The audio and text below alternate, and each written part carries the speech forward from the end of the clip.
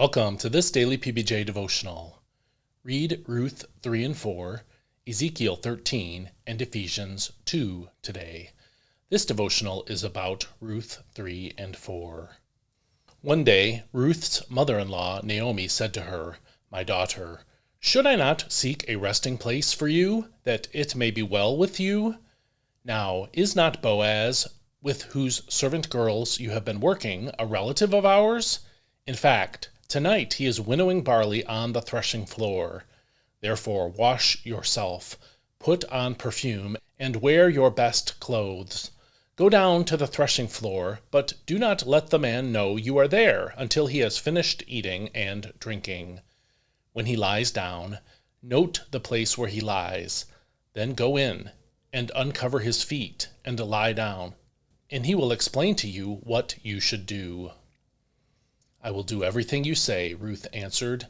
So she went down to the threshing floor and did everything her mother-in-law had instructed her to do. After Boaz had finished eating and drinking and was in good spirits, he went to lie down at the end of the heap of grain. Then Ruth went in secretly, uncovered his feet, and lay down. At midnight, Boaz was startled, turned over, and there lying at his feet was a woman. "Who are you?" he asked. "I am your servant Ruth," she replied. "Spread the corner of your garment over me, for you are a kinsman redeemer." Then Boaz said, "May the Lord bless you, my daughter. You have shown more kindness now than before, because you have not run after younger men, whether rich or poor.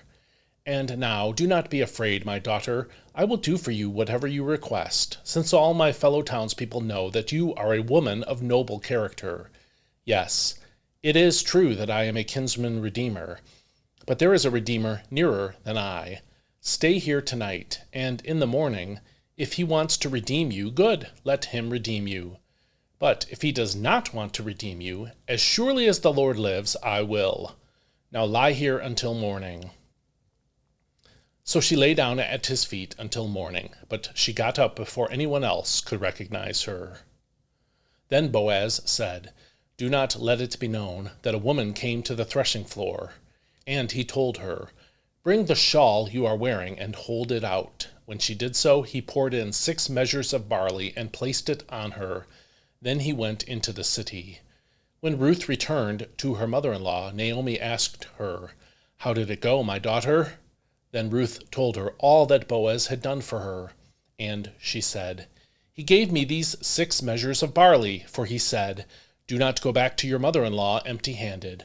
"Wait, my daughter," said Naomi, "until you find out how things go, for he will not rest unless he has resolved the matter today." Ruth 4.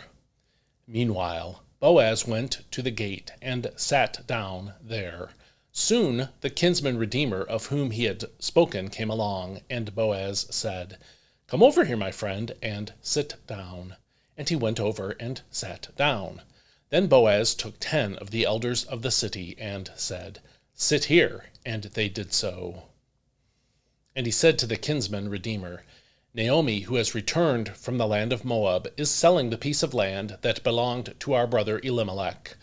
I thought I should inform you that you may buy it back in the presence of those seated here, and in the presence of the elders of my people. If you want to redeem it, do so. But if you will not redeem it, tell me so I may know, because there is no one but you to redeem it, and I am next after you." "I will redeem it," he replied. Then Boaz said, "On the day you buy the land from Naomi and also from Ruth the Moabitess, you must also acquire the widow of the deceased, in order to raise up the name of the deceased on his inheritance." The kinsman redeemer replied, "I cannot redeem it myself, or I would jeopardize my own inheritance. Take my right of redemption, because I cannot redeem it."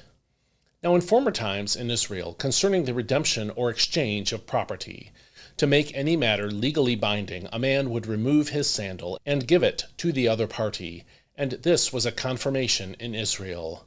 So the kinsman redeemer removed his sandal and said to Boaz, "Buy it for yourself." At this Boaz said to the elders and all the people, You are witnesses today that I am buying from Naomi all that belonged to Elimelech, Kilion, and Mahlon. Moreover, I have acquired Ruth the Moabitess, Mahlon's widow, as my wife, to raise up the name of the deceased through his inheritance, so that his name will not disappear from among his brothers or from the gate of his home. You are witnesses today. We are witnesses, said the elders and all the people at the gate. May the Lord make the woman entering your home like Rachel and Leah, who together built up the house of Israel. May you be prosperous in Ephrathah and famous in Bethlehem, and may your house become like the house of Perez, whom Tamar bore to Judah, because of the offspring the Lord will give you by this young woman.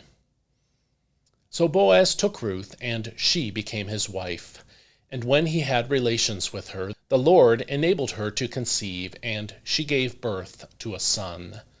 Then the women said to Naomi, Blessed be the Lord, who has not left you this day without a kinsman redeemer. May his name become famous in Israel. He will renew your life and sustain you in your old age. For your daughter-in-law, who loves you and is better to you than 7 sons, has given him birth. And Naomi took the child, placed him on her lap, and became a nurse to him. The neighbor women said, A son has been born to Naomi, and they named him Obed. He became the father of Jesse, the father of David. Now these are the generations of Perez. Perez was the father of Hezron. Hezron was the father of Ram. Ram was the father of Amminadab. Amminadab was the father of Nahashon. Nahashon was the father of Salmon.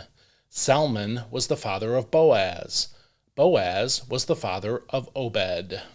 Obed was the father of Jesse, and Jesse was the father of David. This is God's word. Once again, we see the godly character of Boaz on display in today's 2 chapters from Ruth. His actions protecting and providing for Ruth in chapter 2 may indicate his personal attraction to her, but he was aware of the age difference, as we saw in verse 10, as well as the existence of another man who was a closer relative to Ruth than Boaz was. The other relative, then, had the first right to marry her, according to verses 12 and 13. According to Old Testament law, the other man was supposed to marry Ruth and, with her, produce a son that would be the heir to Elimelech's estate. This nearer relative, plus the age thing, may have been why Boaz did not make a move for Ruth himself before now. Regardless, Ruth came to him secretly at night and requested his protection for her and Naomi through marriage.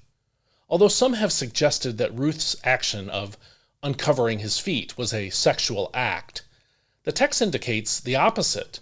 The wording of the passage was, uncover his feet and lie down. That's chapter 3, verse 7. So this would have to be some kind of Hebrew idiom or euphemism for sex, such as when we say people slept together in modern English.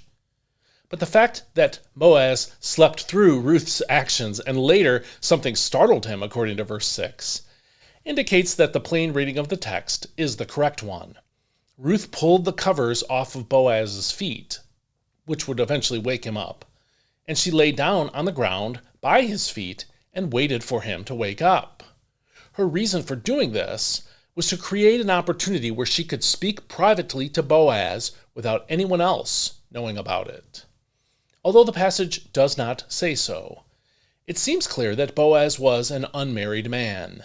Singleness was highly unusual in Israel, especially for men, so perhaps Boaz was a widower whose original wife died before giving him any heirs. But we don't know.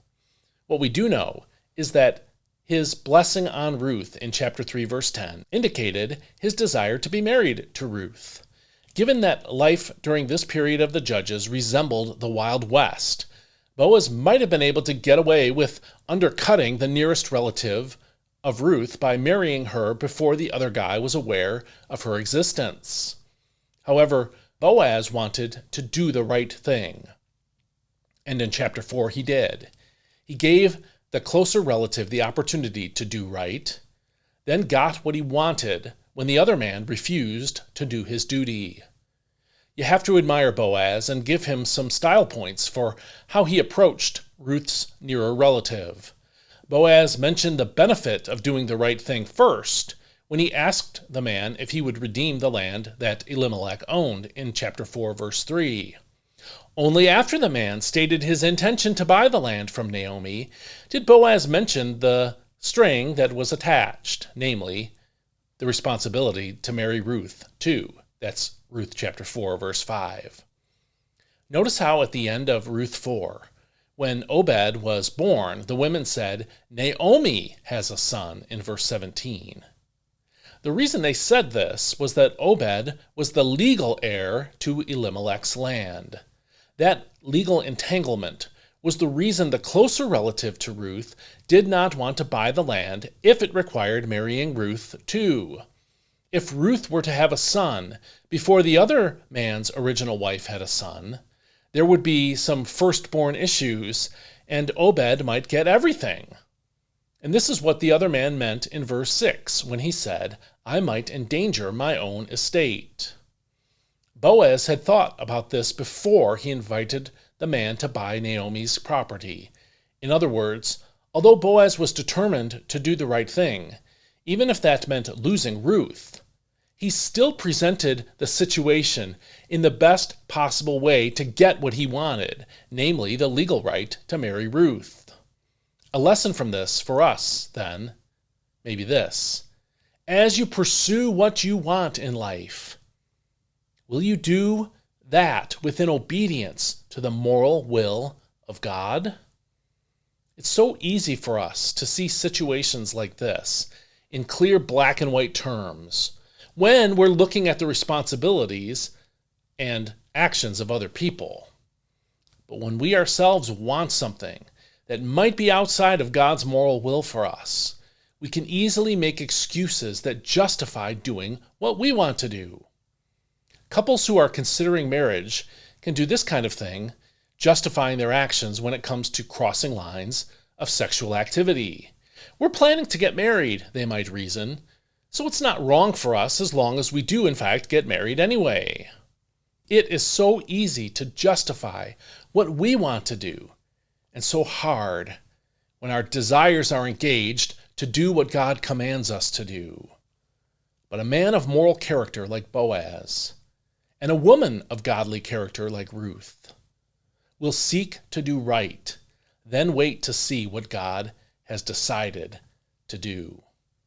So keep this in mind as you engage with moral questions where one of God's commands seems to be blocking the thing that you want in life. You need to trust God's commands and do what is right in the Lord's sight, and then trust in Him to provide for the things that you want. If you like this devotional, maybe you should sign up to receive it every day in your email. Go to dailypbj.com/subscribe for details. And maybe you would consider supporting me financially so I can keep making content like this.